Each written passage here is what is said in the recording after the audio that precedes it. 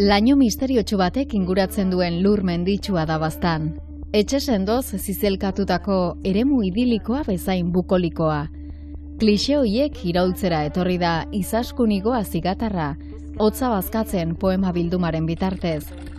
Donostia Kultura 5. poesia sariaren irabazlea bidenabar. Hotza bazkatzen, Izaskun, zure lehenengo liburuaren izena? Bai. Nire ustez arrasongi esplikatzen du hemen erten den bezala jendeak kanpoan hotza pasten nahi denean eta zaizate hor hotza bazkatzen. Egoera pixket absurdua bezala, ez? Ez lizatekela hogin beharko. Eta, bai, pues akaso liburuen badire zati batzuk jendarteak ezakunak animatzen itera, baina badute bere zentzu ere, bai.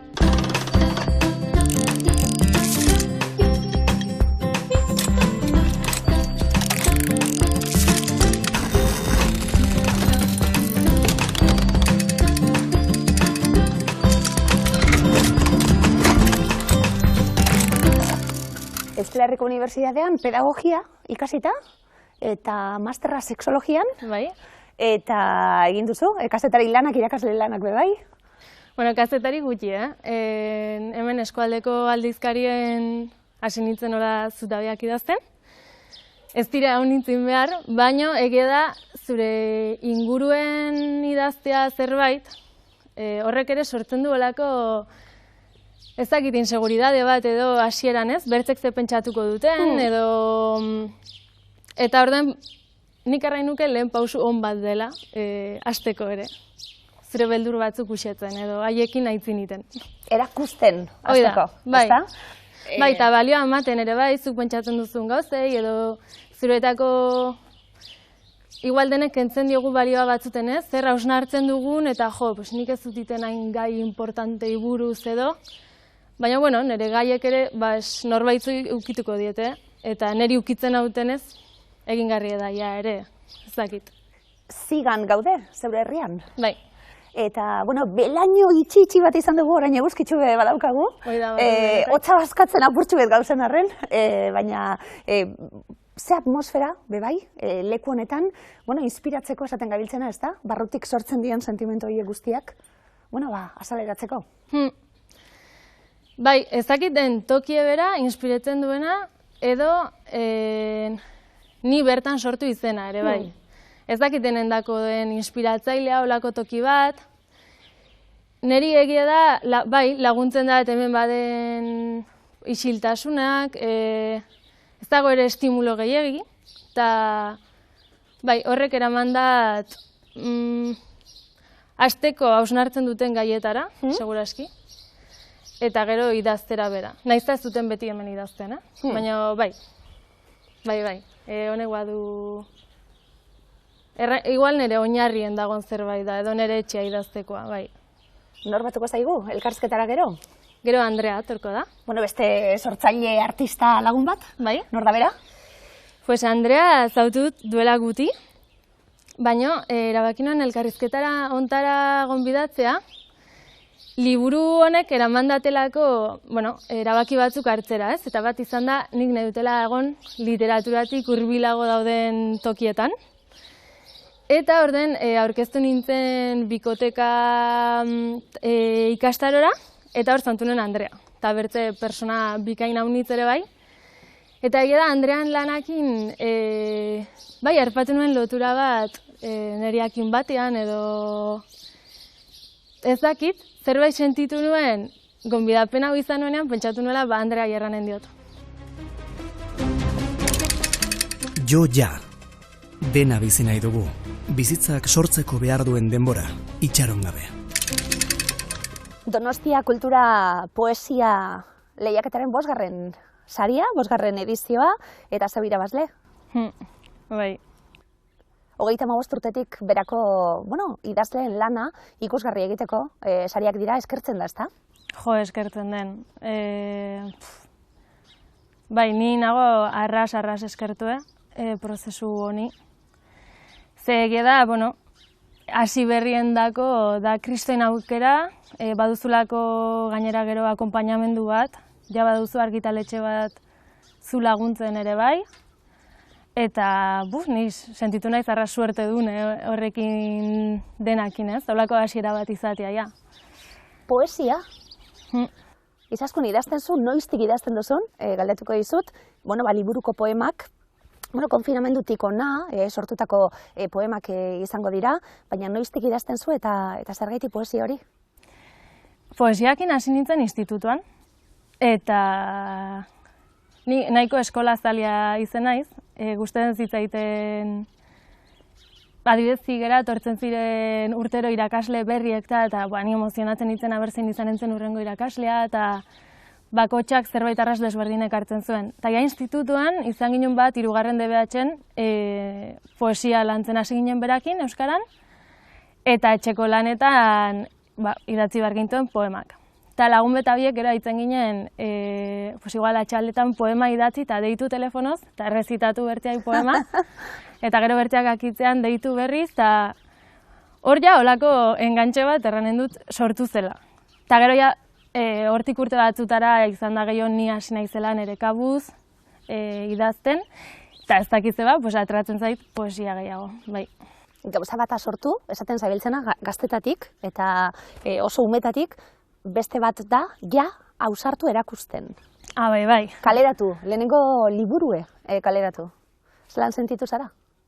Hoi da bertze bidaia bat, eta bidaia hortan abandonatu barri izantu nire pensamendu haunitz, ze bertzela bai, egia da, maten du gauze, jendea itzinean zure zerbait erakusteak, deskuidan pentsatzen dugu ere bertzek ze pentsatuko duten, nahiz eta gero ez den hori dena pasten, baina egiten dugu hola bidaia mental bat ikeragarria, eta orden, bai, hasieran mantzaten gauze edo errespetu ematen zaten, baina, ganaiz galduz ere eta gehiago disfrutetuz hortaz, eta erranen nuke ere bai, liburuek berak eramandatala jendea bertze manera batzuten zauntzera ere bai, ez dakit.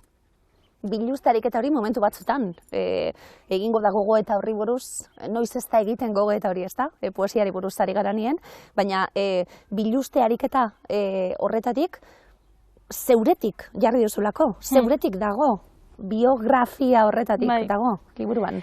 Bai, gero niretako biluztearik eta batez ere da interesgarria, biluzten duzulako ere bai zure fantasia, zure irudimena, ez? Azkenean hoi dena da zure biografia.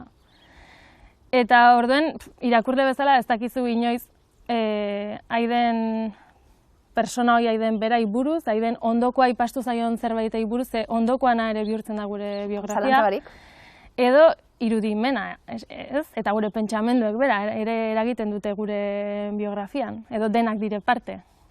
Orduan, bai, biluzte ariketa da niretako jostatze ariketa bat. Jostatzea igual zuk burutan eduki duzun mezu edo zerbait ulertzeko manera poema forma batean atratzea, azken batean. 10 galdera, izaskun zeureak izango direnak, baina oso geure egin ditzakegunak, eta oso garaikide egiten dutenak liburua ere bai, gaur egungo kezkez beteta dagoen liburua. Bai, galdera horiek nire ustez batzen dutela irakurlea eta idazte prozesua bera, mugimendu batean. Eta azkenan ez da lehen gauze sortu direna, haunitzetan poemetatik ganaiz galderetara. Eta galderak torri dira gero, eta orduen erdiek ez dut bilatu erantzutea galderak, zen galdera bera jazen bertze poema bat. Bai, gustetu zait horrek sortu duen saltsa idaztean ere bai. Eta nire ustez, bai, erreferentzia egiten dio gure garaiai, haunitza aipatu dugulako ere, galdera berriek heldu direla, konfinamenduan espero zen ere bizi estilo berri bat, edo bertze nolabaiteko zerbait, eta hoi uste dut arron ongi islatzen dutela galderek. Galderak, kapituluak izan daitezkenak, ari bat ematen diotenak, esan duzuna egitura berezi ematen diote liburuari, oso galdera ederrak direnak, oso poetikoak, eurek berez bebai, eta ahots bat dakartenak, poema guztiek, galdera guztiek daukate ahots bat, ni horretatik, eta ahots kritiko hori, baina oso poetikoa dana be bai, zeure abotsa dana, suposatzen dugu. Bai. Zeure abots geure egiten duguna. Bai, hori da. Edo nire zati idazlean ahotsa ere izeten alda. Badirelako bertze ahots batzuk igual ez direnak hain polit eta poetiko gelditzen. Baino, bai, egia da, sortzen dute ari bat, eta niretako ere sortzen dute harreman bat irakurleakin. Ze azkenan galdera zuzendua dago irakurtzen duenai. Ez bada irakurtzen ez dago galderaik. Eta badu zentzue norbaitek irakurtzen badu galdera hori, eta norbaitek pentsatzen badu, ere bai, galdera horri buruz. Galderak egiteko daude, erantzuteko, beti esaten dana, ez da, poesia eta bilaketa horretan, esango nuke liburuen, esaten diazuna esan dabe, galderek erantzuna badutela. Akaso bai. Gero, ze galderak ez du erantzunez, badu nahi dugun erantzune. Batu erantzun posible pile bat, eta gero gara artistak erantzunek biletzen eta entzun nahi dugun erantzunak sortzen ere bai, edo momentu batean ez duguna nahi entzun, baina, ongi egiten du, edo batzuten hartzen aldugu, bertzatzutan ez. Bai, biek dute pisue. Eta gero, galderak ere sortzen dire, bertzen norbaitekin zituen galderetatik, eta horrek izan dituen erantzunetatik, da prozesu bat, ez dago galdera utxetik igual ez da atratzen ere, ez dakit. Murgilutan abilen azken liburua, Quiéreme, pero necesito que me cuentes más da. Jaume Funes, psikologo, hezitzaile eta kazetari kataluniarrak idatzia 2020an. Eta kontakizunean, argibide asko ematen ditu nerabe eta gazteen inguruan. Beraz, gai horren inguruan gehiago jakin nahi baduzue oso gomendagarria. Esan dugu, denbora ulertzeko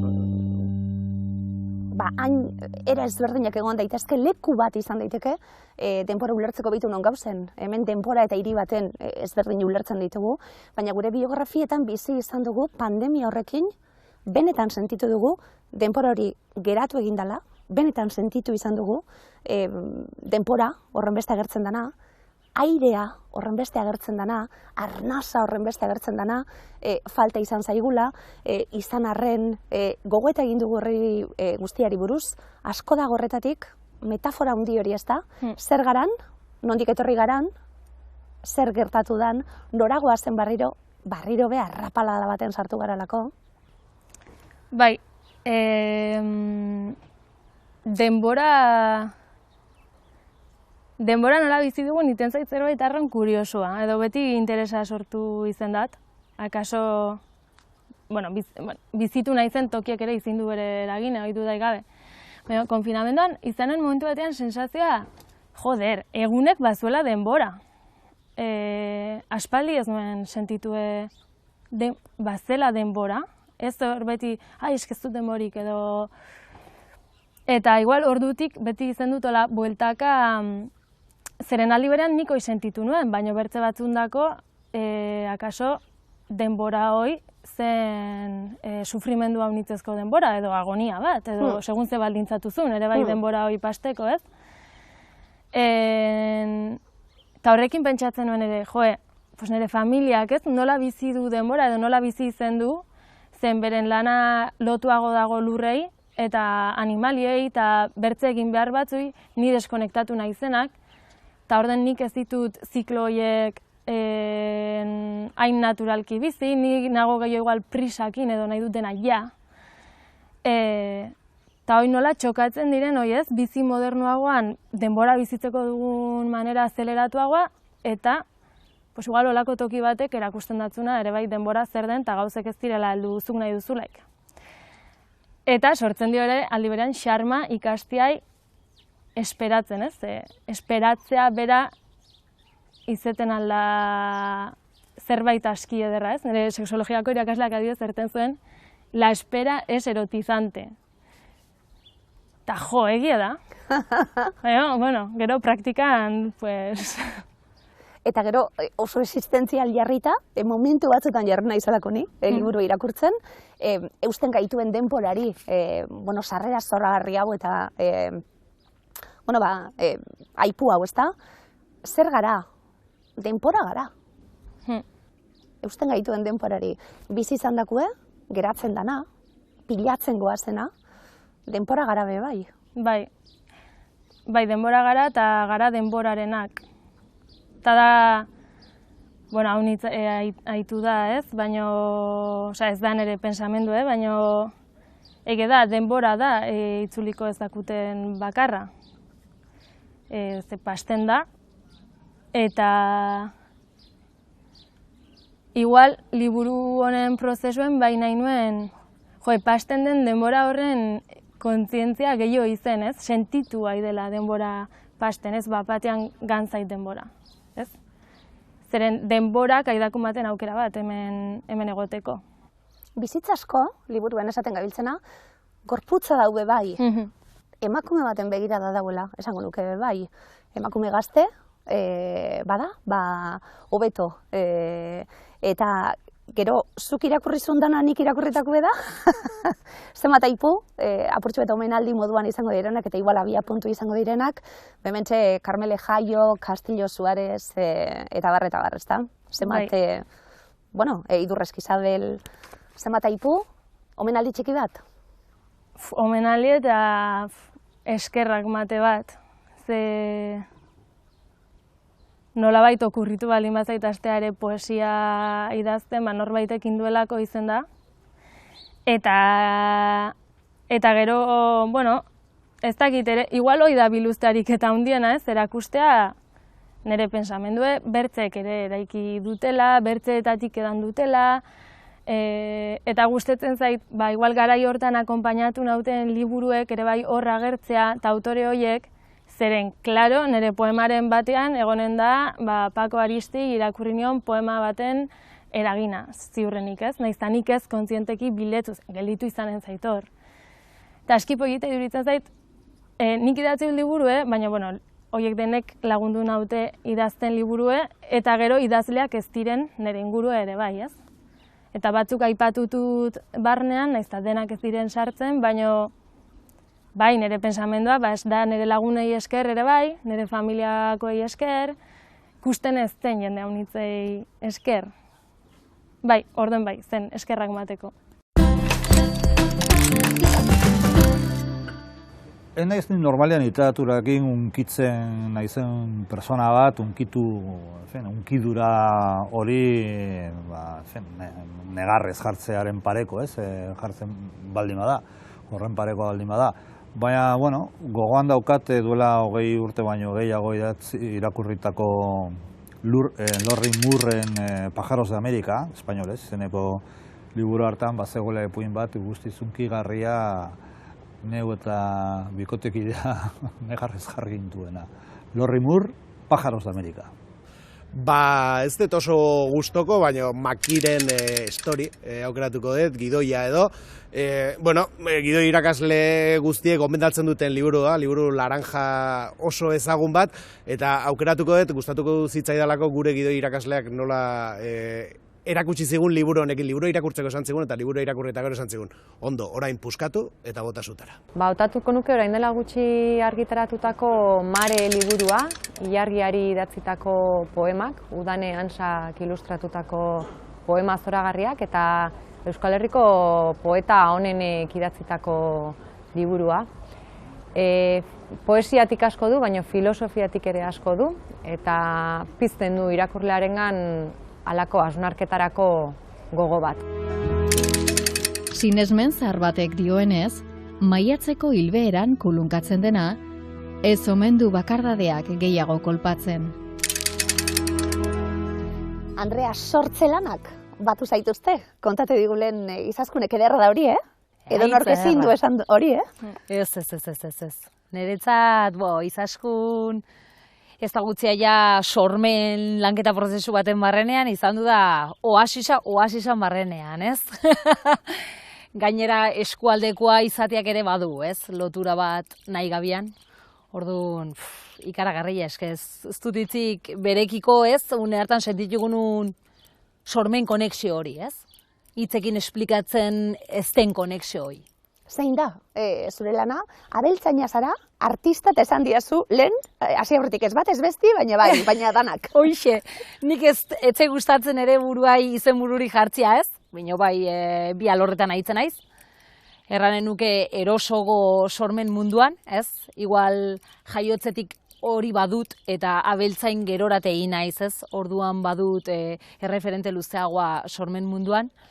Bino, bueno, bilek uztartzen saiatzen naiz, ez da erraxa izan du, eta ez da erraxa, eta nik uste dut horrek sortu ditun nire gabeziak edo nire beharrak eraman nahuela, ez, gaur den egunean sortzen nahi naizen proiektu hontarat.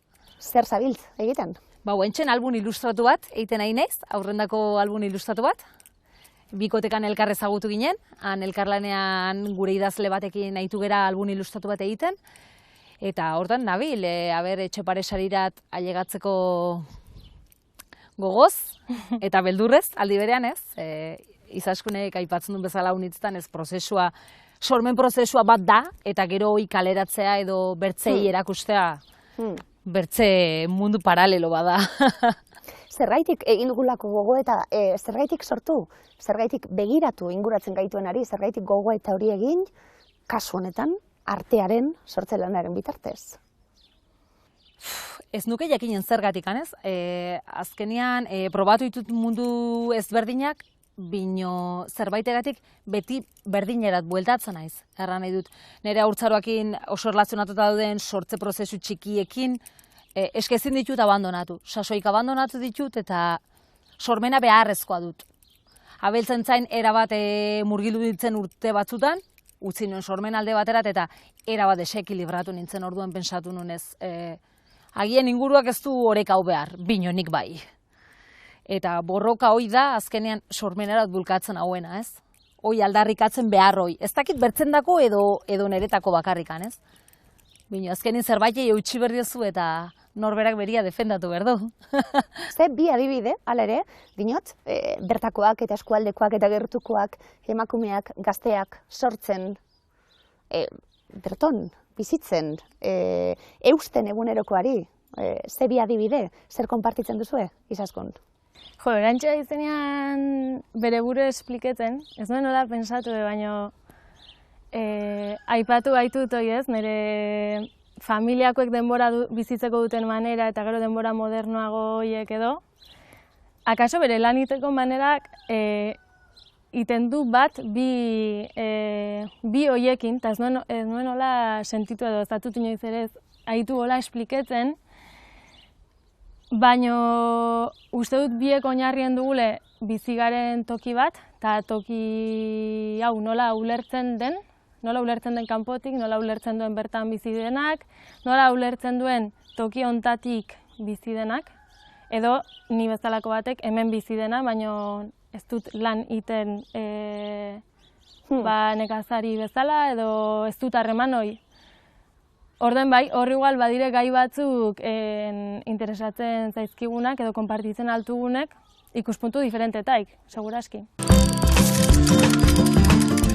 Betzaidok taza legorretako neska bat da. Nik esaten dut beti tipula bat bezala kapa asko dituen neska bat.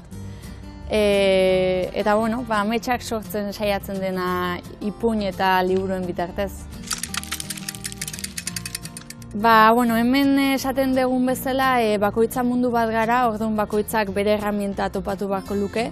Baina niretzako beti izan da oso erabilgarria idaztea, hitz egitea, musika ere, barruan daukazuna askatzea, hori da garrantzitsua. Gero era, bakoitzak topatzeko. Hori usten dut, pazientzia bezala ez da, pixka zaila, baina azkenean empatia da beharrezkoa beti. Eta liburu honetan adibidez saiatzen gara besteen tokian jartzen, bestei tokatu edo pasatu zaien gauzak ere plasmatzen eta hori usten dut oso garrantzitsua dela. Zoriontsu, maite dudan jendea zinguratuta egotea, natura, musika, gustoko dauzkadan gauzak egitea. Zoriontasuna ondo pentsatzen jartzen bagara, oso errez topat dezakegu. Autoestima igotzeko tresna hobena da zuk zure burua ondo ikustea. Horretarako lan asko egin behar da, gustoko eta zoriontsu egiten dizun gauzak egin, ondo ikustea ere, zer polita jaztea, musika entzutea.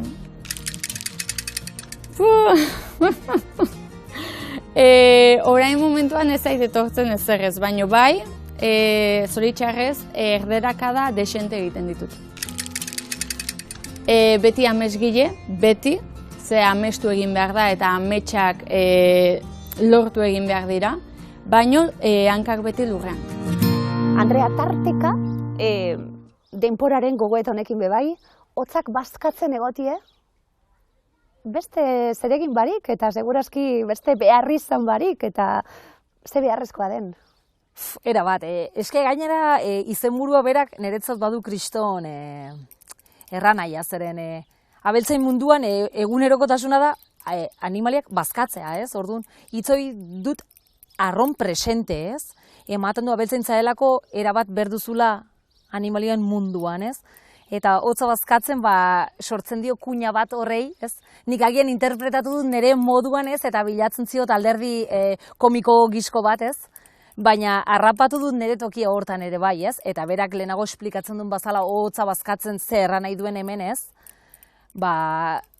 Ereki dizkit bibide eta gustatu zait, erabat. Apurbet, izazkunek esan digu, ederna da nik sortu, bota, zeuen eskuetan jarri, eta zuek nola ulertzen duzuen. Nik ulertu dudan, eta zuk segurazki oso ezberdina izan delako, baina balio digu. Binot, gure heldulekutik.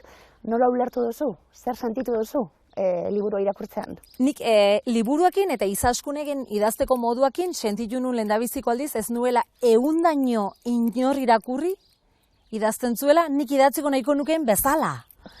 Neska honik idazten du nik nahiko nukeen bezala. Por fin norbaitek idatzen du nik pentsatzen dutena, ez?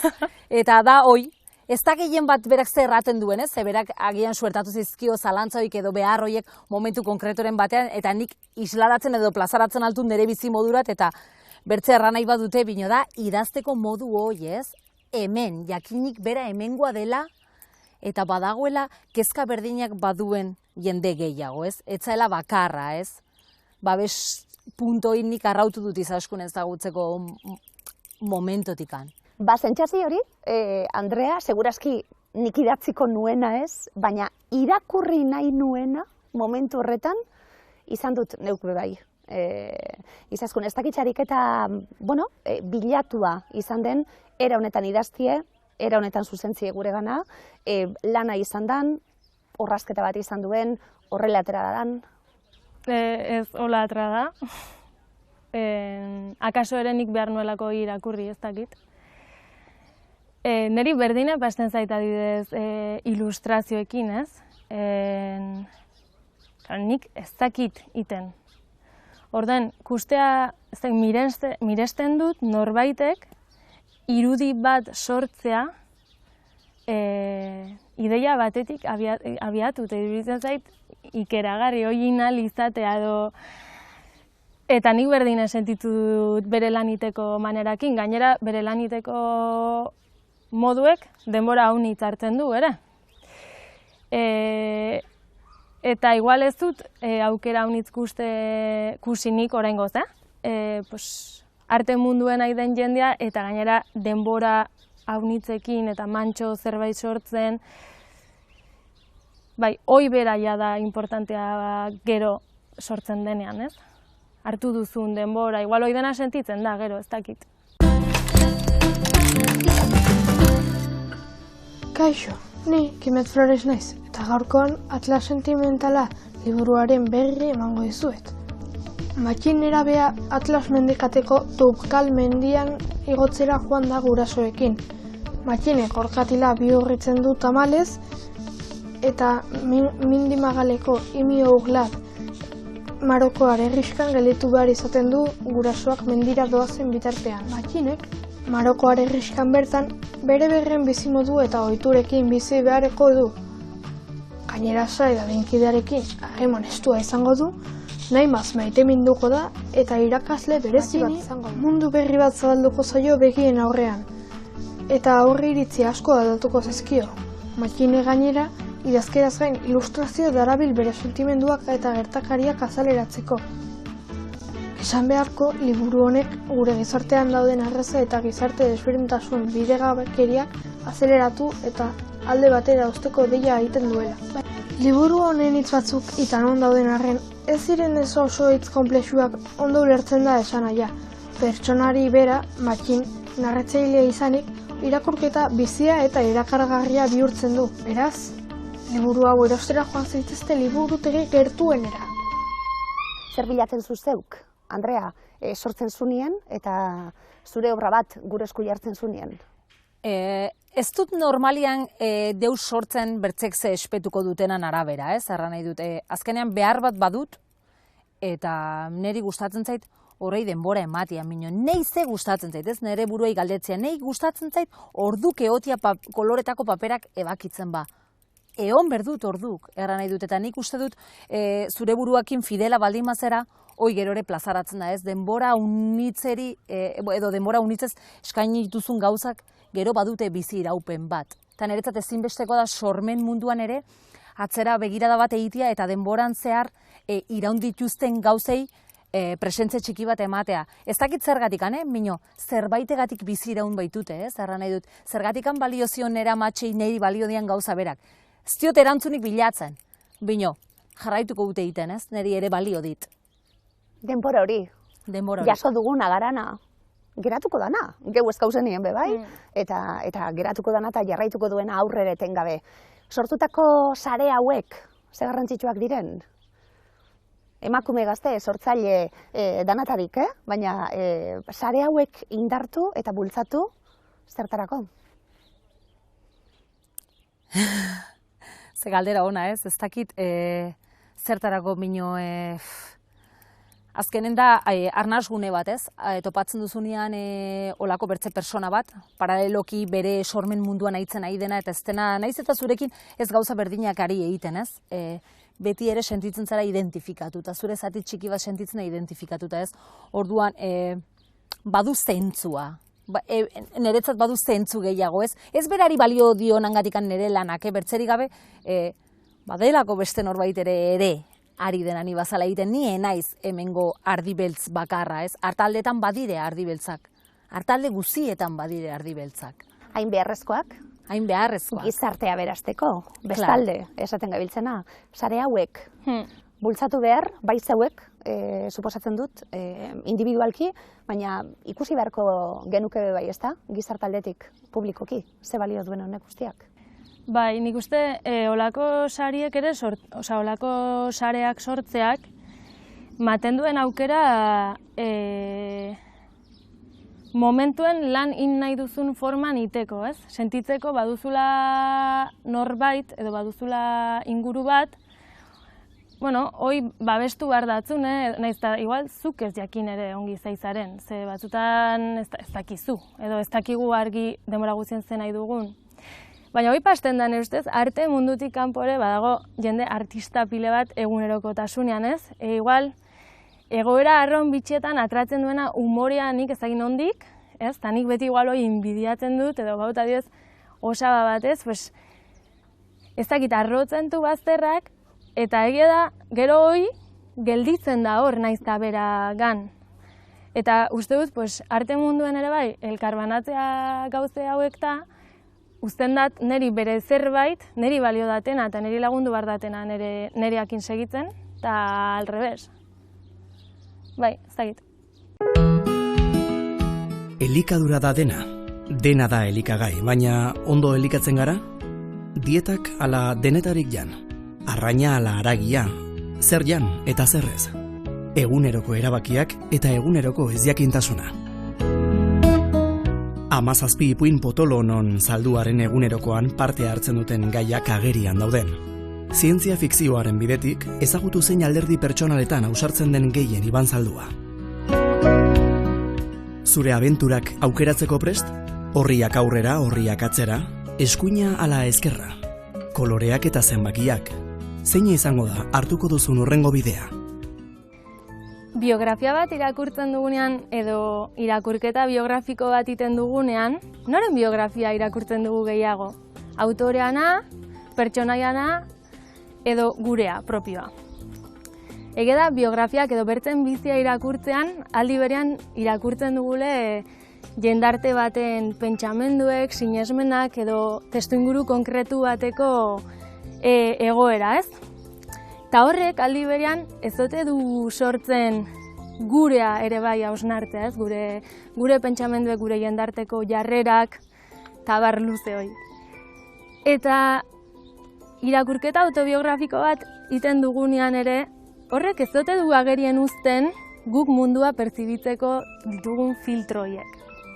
Eta azken galdera.